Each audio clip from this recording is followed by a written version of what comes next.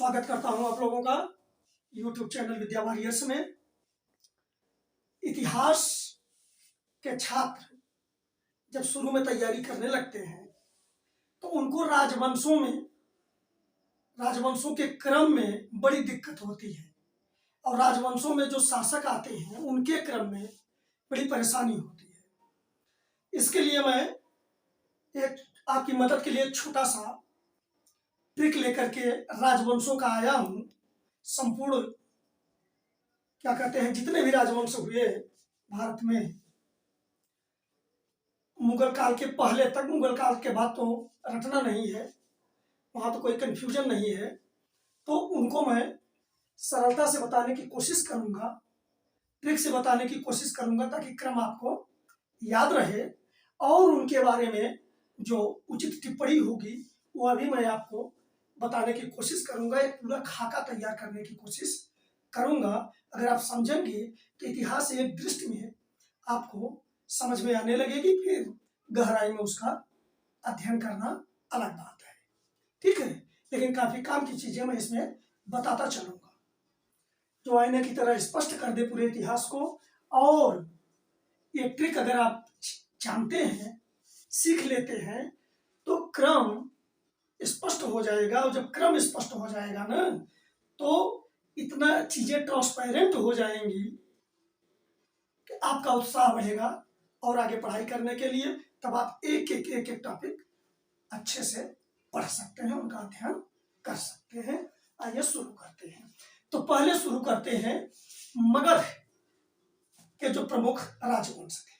तो इसमें ज्यादा नहीं है, इसमें 3 वंश आते हैं।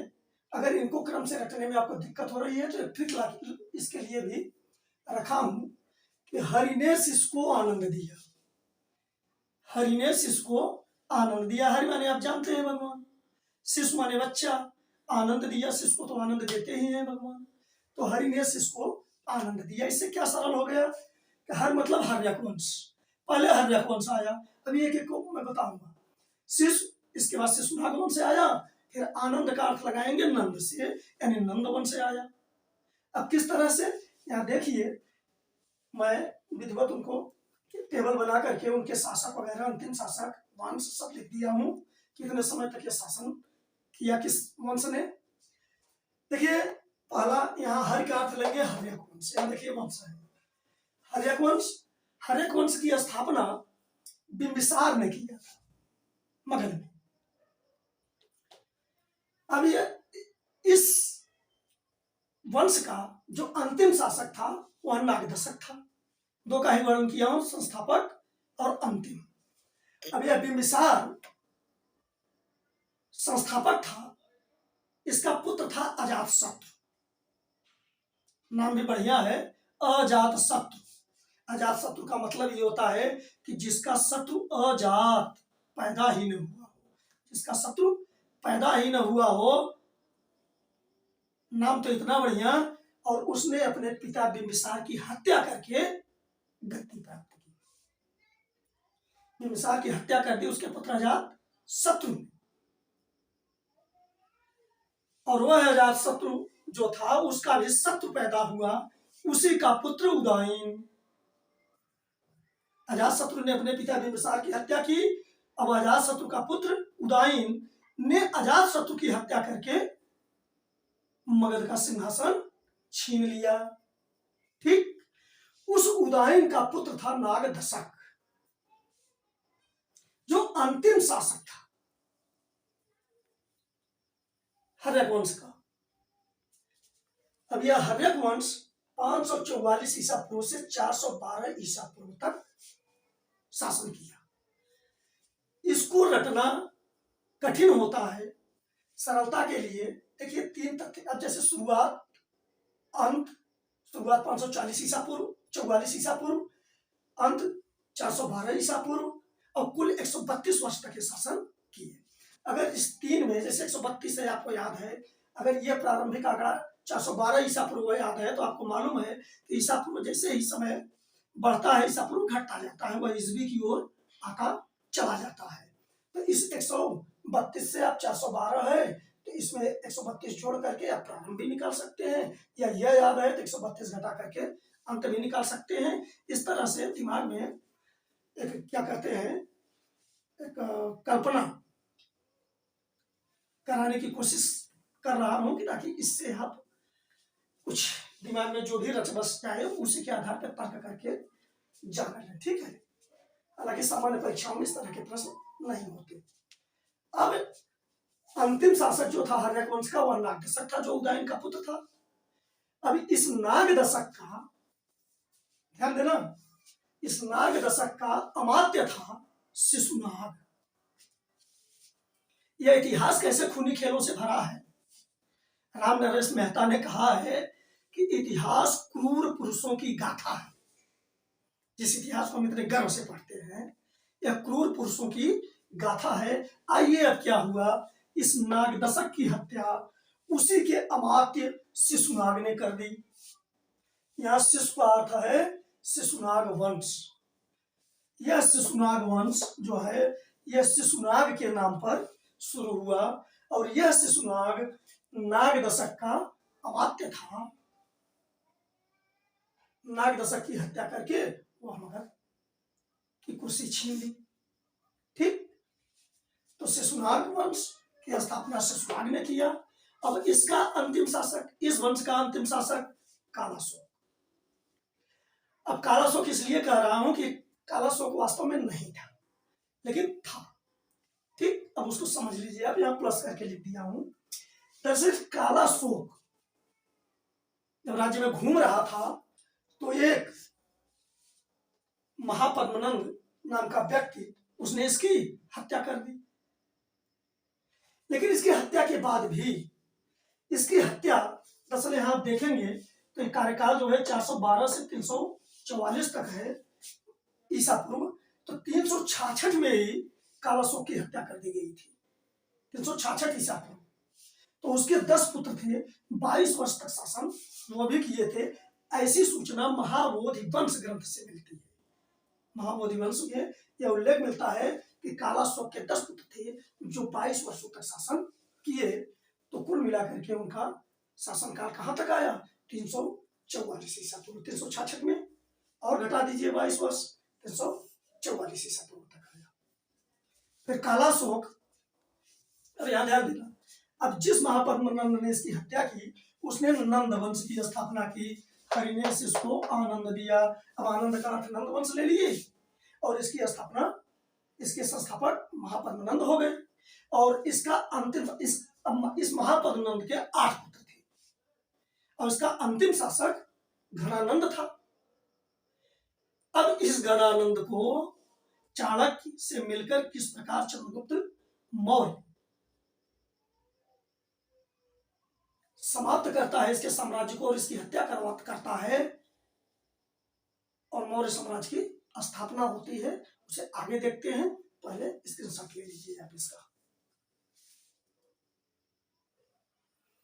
देखिए, मगध के राजवंश जो थे, अब उनके बाद आगे बढ़ते हैं, क्योंकि अब मौर्य आएंगे और इनका जो राज्य का विस्तार है वह अधिक हो जाएगा, बाहर बढ़ेंगे, इसलिए अब इनको उसमें शामिल नहीं करेंगे, लेकिन क्रमागत रूप से आपको जानना जरूरी है।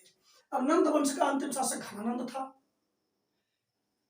चाणक्य की सहायता से चंद्रगुप्त मौर्य ने घनानंद की हत्या की और एक नए वंश की स्थापना किया, जिसे मौर्य वंश कहा गया।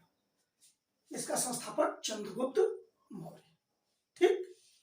अब अंतिम शासक इसका जो था वह बृहद्रथ था। मौर्यों ने कुल 322 ईसा पूर्व से 185 ईसा पूर्व तक, यानी 137 वर्ष तक शासन किया।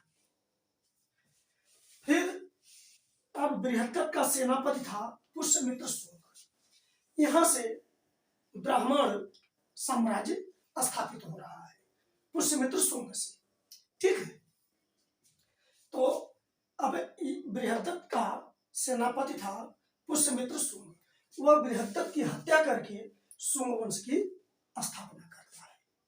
बृहद्रथ अंतिम शासक था, यह बृहद्रथ शुंग वंश की स्थापना करता है। अब इस शुंग वंश का अंतिम शासक था देवभूत। ठीक।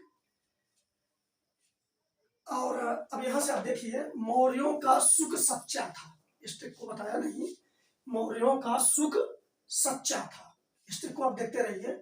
तो मौर्यों से मौर्य, सु से शुंगवंश, और क से कण्ववंश, स से सातवाहन अर्थ ले लेंगे, और च से चेदी। ये ट्रिक केवल आपको एक क्रम देने के लिए मदद करेंगे। इनके पढ़ने से आप इतिहास के विशेषज्ञ नहीं होंगे, इनका उपयोग केवल किया जाता है कि क्रम हमको याद रहे। अब होता क्या है, आप राजवंशों को खूब पढ़े रहते हैं, उनके राजाओं को खूब पढ़े रहते हैं, किसने यह किया, उसने वह किया, सारा बारीक अध्ययन, और उलझ जाते हैं कभी कभी जब परीक्षा पूछ देता है क्रम बताइए, तब आपको दिक्कत आने लगती है। तो इसलिए जो है यह चीज बताया हूं, या ट्रिक बताया हूं कि क्रम याद रहेगा आपको, और भी जो बाहरी खाका है वो तैयार रहेगा कि कौन संस्थापक था, अंतिम कौन था, किसने उसकी हत्या की। अब हत्या तो हो रहा है सब, हाँ, हर जगह आप वह नहीं समझेंगे, लेकिन हो तो यही रहा है हर जगह। तो ये क्रूर पुरुषों की कहानी है। इसलिए निराला जी ने कहा कि ये स्वार्थ की लड़ाई के लिए उन्होंने एक लाइन लिखा, और बहुत ही उच्च कोट की लाइन है, छोटी सी, कि लखकर अनर्थ आर्थिक पथ पर हारता रहा मैं स्वार्थ समर। लखकर अनर्थ आर्थिक पथ पर, माने आर्थिक पथ माने अर्थ के रास्ते पर, धन के रास्ते पर। लखकर अनर्थ, अनर्थ देख करके इस धन के रास्ते पर कितने प्रकार के अनर्थ हैं, कितने अनिष्ट हैं, कितना पाप है, इसको देख करके हारता रहा मैं स्वार्थ समर। मैं स्वार्थ के समर माने युद्ध को हमेशा हारता ही रहा, कभी जीत नहीं पाया, क्योंकि स्वार्थ के युद्ध में मैं यह सब नहीं कर सकता था जो अनर्थ किए जाते हैं। आइए फिर देखते हैं, आगे बढ़ते हैं कि पुष्यमित्र। हाँ, तो यहां तक हम पहुंचे थे कि मौर्यों का मतलब हो गया मौर्य वंश, सु का मतलब शुंग वंश, क माने कण्ववंश, स माने सातवाहन अर्थ लेंगे, और च माने चेदी अर्थ ले लेंगे, चेदी वंश, एक क्रम याद रहेगा। और यहाँ तक हम पहुंचे थे कि कण्व बृहद्रथ, बृहद्रथ की हत्या पुष्यमित्र शुंग ने कर दी, जो उसका सेनापति था, और वह पुष्यमित्र शुंग अपने नाम पर शुंग वंश की स्थापना की, उसी के नाम पे शुंग वंश कहा गया, जिसका अंतिम शासक देवभूति था। ठीक। अब इस देवभूति का मंत्री था वसुदेव,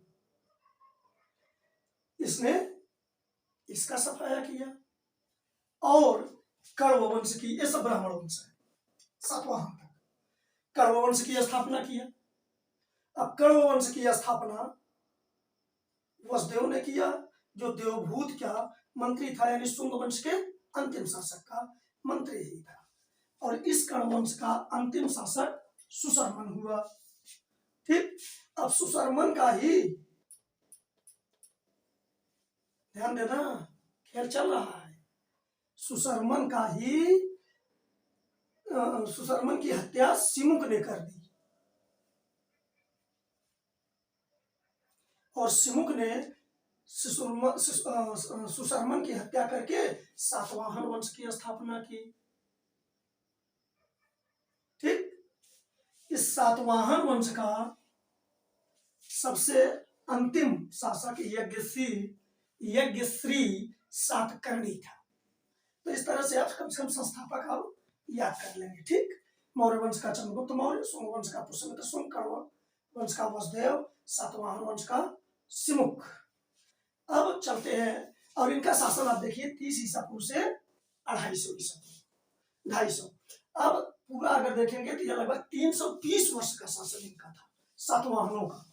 यह प्राचीन भारतीय इतिहास में सबसे अधिक समय तक शासन करने वाला वंश था। इस बात को आप नोट रखिए, परीक्षा में क्वेश्चन उठ सकता है, बन सकता है कि प्राचीन भारतवर्ष में राजवंशों में सबसे अधिक समय तक शासन करने वाला कौन सा वंश था। ठीक, तो आप कहेंगे सातवाहन। प्राचीन की बात कर रहा हूँ, प्राचीन भारत में। अब यहाँ चा, मौर्यों का शुक्र सच्चा, सातवाहन चा, चेद वंश। आप समझ लेंगे चेद वंश है। क्रम तो याद करने के लिए ये ट्रिक होते ही, ठीक है, ये आपको इतिहास का विशेषज्ञ नहीं बनाएंगे। चेद, अब चेद वंश भी आता है इसमें, और इसके संस्थापक वगैरह चूंकि स्पष्ट नहीं है, क्योंकि इसका चेद वंश का उल्लेख जो मिलता है और जो खारवेल का हाथी गुम्फा लेख है, उसी में इस वंश का वर्णन मिलता है। खारवेल जो है एक प्रमुख शासक था इस वंश का, ठीक। स्क्रीनशॉट लीजिए, आगे बढ़ेंगे। चलिए उसके आगे चलते हैं। ट्रिक नंबर तीसरा लेकर के, इंसान ने पहले कोष का गुप्त रूप से वर्णन किया। देखिए मौर्योत्तर काल की बात हो रही है। मौर्योत्तर काल में तो उसके पीछे वाले में भी ट्रिक में आया था मौर्योत्तर काल का जो राजवंश था, और लेकिन यह इसलिए महत्वपूर्ण है कि इसमें गुप्त और वर्धन को छोड़ करके बाकी चार विदेशी है। अब इंसान ने पहले कोष का गुप्त रूप से वर्धन किया, एक बार रटने के लिए कह दिया। अब इंसान माने इंसान समझ लीजिए आप, ने पहले माने पहला अर्थ लगाएंगे, कोष माने कुषाण अर्थ लगा लेंगे। अब कोष का आप जानते हैं कि गुप्त रूप से सब बढ़ाते हैं अपना अपना कोष हर कोई बढ़ाना चाहता है और सोचता है कोई जाने ना, यानी गुप्त रूप से कोष बढ़ा रहा है हर कोई। तो उसी लिए ट्रिक बना दिया कि इंसान ने पहले कोष का गुप्त रूप से वर्धन किया, यानी इंसान में ई का अर्थ हुआ इंडो ग्रीक, ठीक है। ई के ऊपर यहाँ देखिए अनुस्वार भी लगा है, इंडो ग्रीक। तो ये विदेशी है इंडो ग्रीक, या जिन्हें इंडो से हिंद और ग्रीक से यवन, हिंद यवन भी कहते हैं। यह नहीं कि कहीं हिंद यवन नाम दे दे तो आप सरप्राइज हो जाए, अजब हो जाए कि अरे क्या है, इंडो ग्रीक या हिंद यवन। इसकी स्थापना माने इस वंश के संस्थापक डेमेट्रियस था। सा का अर्थ लेंगे शक से, शक जिन्हें सिथियन भी कहते हैं, सिथियन, इसे सिथियन वंश भी कहा जाएगा या शक वंश। इसकी स्थापना मोगा या माउस ने किया था, ठीक है, चाहे मोगा कहिए चाहे माउस। फिर पहले का अर्थ पहला वंश, पहला को पार्थियन भी कहते हैं। यह शब्द भी आपको रटा रहना चाहिए, नहीं एक के बजाय दूसरा शब्द आ जाएगा तो आप सोचेंगे कि ये क्या आ गया, फिर ये कोई वंश आ गया क्या नया, नहीं। पहला कोई पार्थियन, दरअसल ये ईरानी थे, ईरानियों को पार्थियन कहा गया है, तो पहला पार्थियन। अब इस वंश की स्थापना मिथ्रेडेट्स प्रथम ने किया। कोष का अर्थ आप कुषाण से ले लीजिए। इस वंश की स्थापना कुजुलकड़ फिसस ने किया। इसमें जो महत्वपूर्ण पॉइंट है बेटा वह यह है कि इस 4 क्रम तक ये विदेशी थे। इस ट्रिक में मैं और भी दो आगे जोड़ दिया कि गुप्त और वर्धन भी आ जाए, कोई दिक्कत नहीं है उसमें, या तो ये 4 ही आप विशेष रूप से समझिए, ठीक। और इनके बारे में प्रश्न बनता है कि इनका क्रम दे देता है बनाने के लिए, इसलिए इसको रटना बहुत जरूरी है। इंसान ने पहले कोष, खजाना तक तो कम से कम आप रख लीजिए, हाँ, कोष का मतलब खजाना। तो ये 4 में इन 4 वंशों पर प्रश्न आता है, क्रम से बताइए कि कौन भारत पहले आया, ठीक। तो पहले इंसान इंडो ग्रीक आए, फिर शक आए, फिर पहलव आए, फिर कोष माने कुषाण आए, ये विदेशी थे। फिर गुप्त और वर्धन ये देशी थे, ठीक है, फिर भी शामिल कर लिया है इनको, क्योंकि इसके बाद अब आगे जब बढ़ाएंगे तो ये वर्धन साम्राज्य के बाद और भी जो मतलब राजवंश, राजपूत वंश ये सब आए, अब उनमें कोई ऐसा क्रम पूछता नहीं है, उनका शासनकाल इस तरह से पूछता है। तो फिर आगे बढ़ेंगे तो वही मुस्लिम आक्रमण है और इस सब पर ट्रिक लेकर के आएंगे अगले वीडियो में। इसका स्क्रीनशॉट ले लीजिए।